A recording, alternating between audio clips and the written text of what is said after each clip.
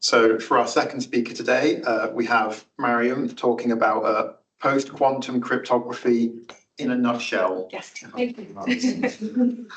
Okay, so, well, after Nathan's talk, I think the bar is very high. So I'm going to start with a riddle. Okay, so you're Mark, right?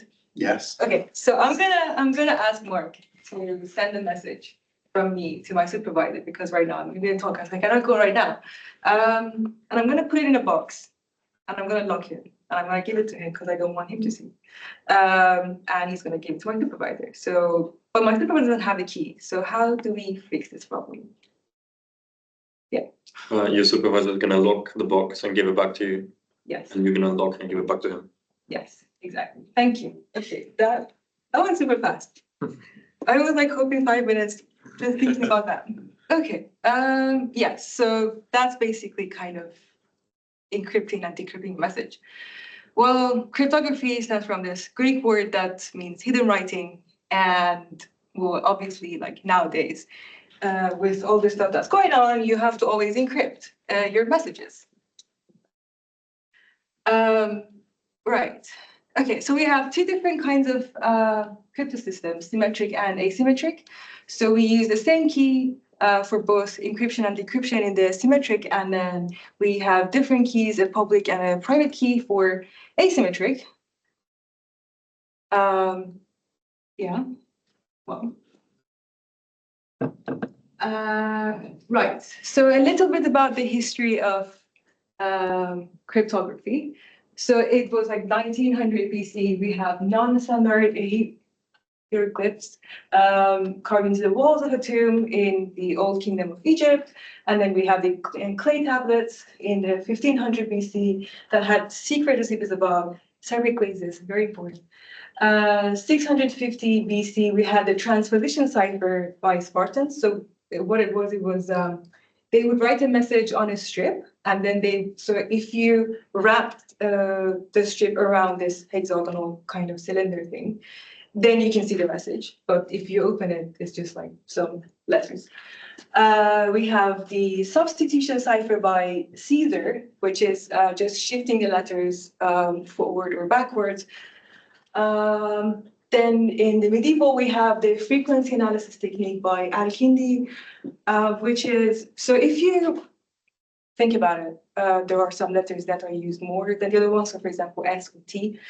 So there is this table that you can find in any cryptography book, and it gives you the percentage of, well, it's not actually accurate, like it depends on the text as well, but it's kind of accurate that, for example, you can, if you have an encrypted message, you can see which letters are more frequent, and probably that's going to be S or T, and that's going to help you to decrypt the message.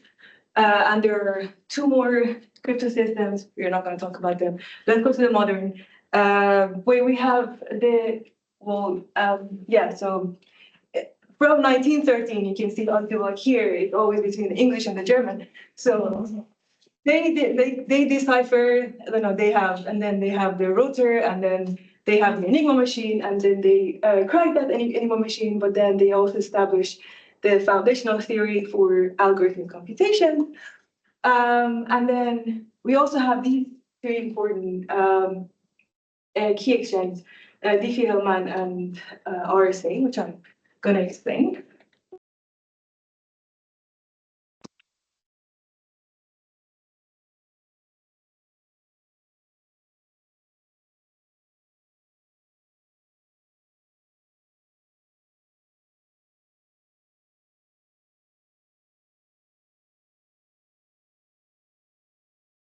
So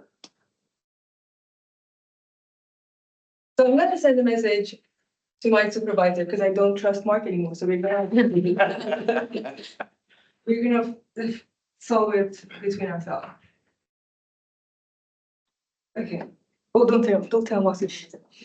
Okay. So what we do is we fix this n, and then we fix this prime number.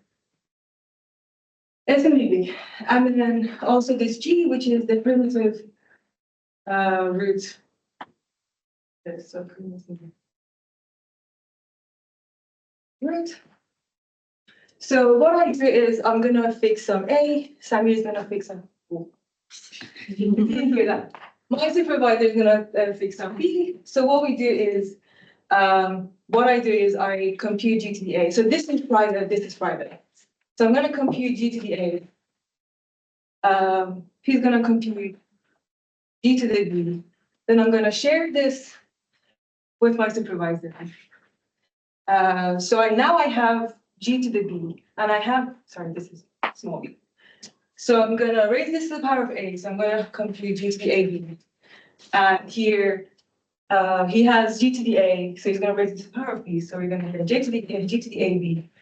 So we both have this, but no one else has it, because it's not easy to find G to the AB based on knowing G to the A or G to the B. Right. Yeah, so that's the key that we're going to use to encrypt the message. So that's the key element.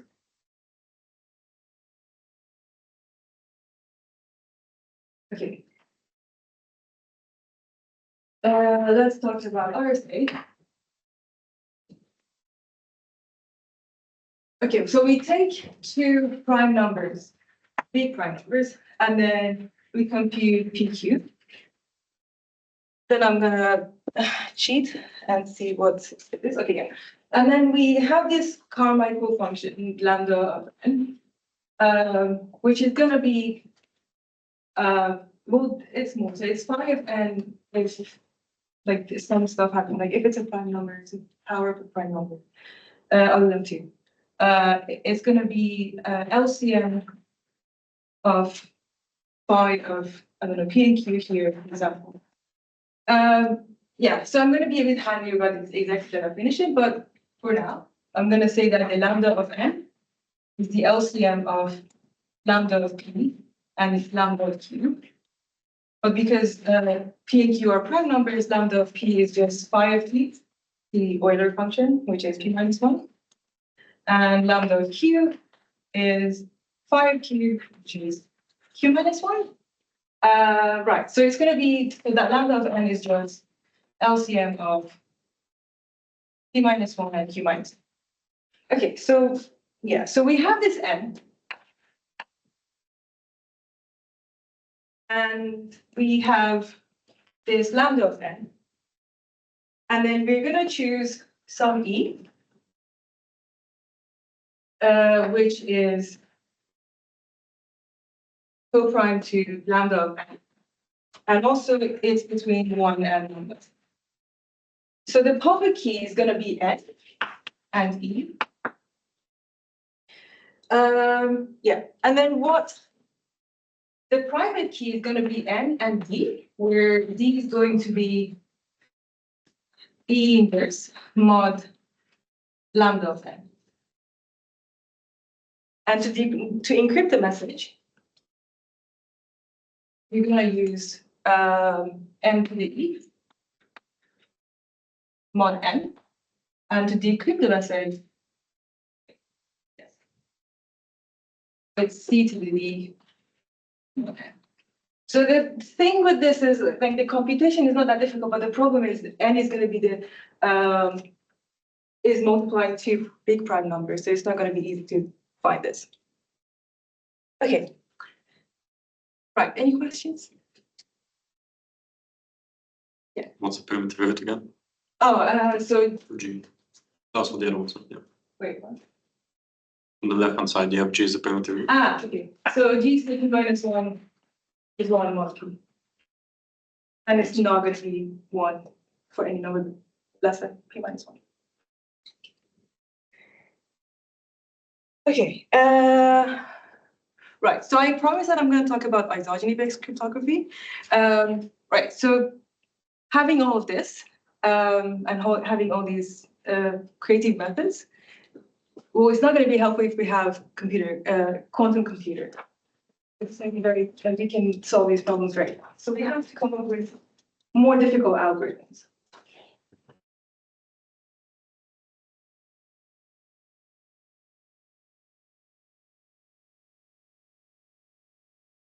Okay, before going there, So quantum cryptography and post-quantum cryptography are completely different. So quantum cryptography is going to be an algorithm that uses polarization of photon and, I don't know, Heisenberg principle. So using that to come up with an algorithm and then encrypting a message. But post-quantum cryptography is using these different methods in mathematics to create a quantum computer-proof encryption. So we're going to talk about the second part, not this first one. Okay.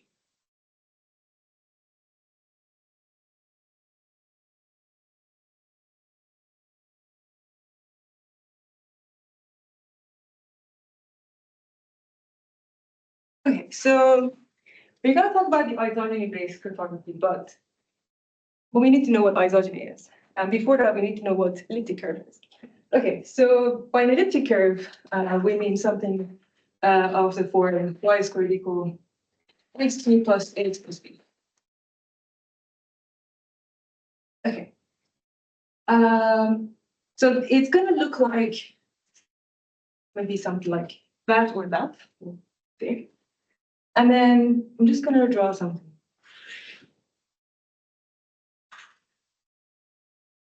So these curves are very important, very beautiful. Lots of, well, they have group structure, so that's good. And by that means we can look at the rational points on these curves.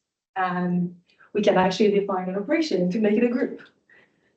How does that work? So let's say we have 2 points, for example, P and Q. So what we can do is we can draw a line, and it's definitely going to hit the curve in a third point. Why? Because 0. Okay, and then we're gonna get this.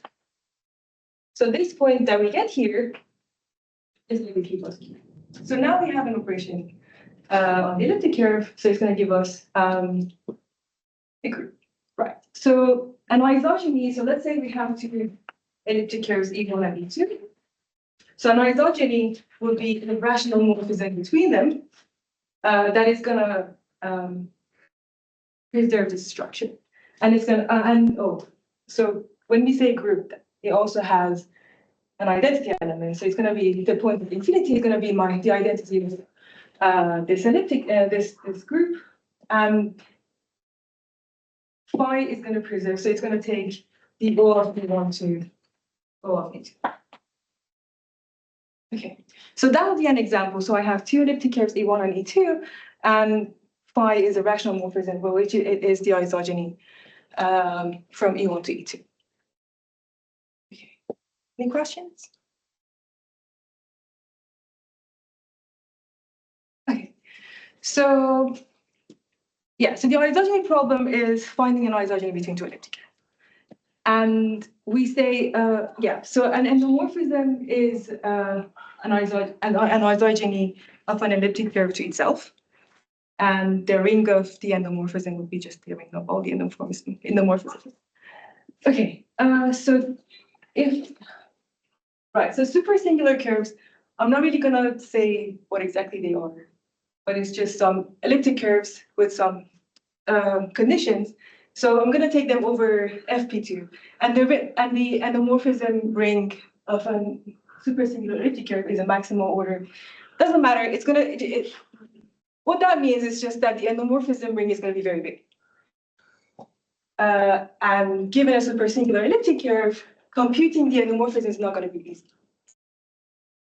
Okay. So that's where this algorithm comes. Okay. So let's go through it. So the public key is going to be some curve, they're all supersingular. So elliptic curve EA, and the secret key is the endomorphism. So prover is trying to convince the verifier that they know the endomorphism ring. So how are we gonna prove that we actually know this? Okay, so we have this whole setup. Okay, so we have fixed a prime number P and a supersingular elliptic curve E naught over FP2. And we know that the endomorphism ring of this. Okay. So the key generation would be computing a secret key phi A between E naught and EA. So it's going to be this map here, the secret key. And giving the proofer the knowledge of endomorphism A with corresponding public verification key, the curve EA. Okay, so what we do is prover generates a random phi of an isogeny between E0 and E1. Okay, so we are in the commitment phase. So the prover is going to send this isogeny phi commitment from E0 to E1. So then the verifier challenges the prover and it sends an isogeny from E1 to E2. Right. And then, so the verifier computes a random phi challenge E1 to E2, that's what we said. And then, why am I missing the other part? After that,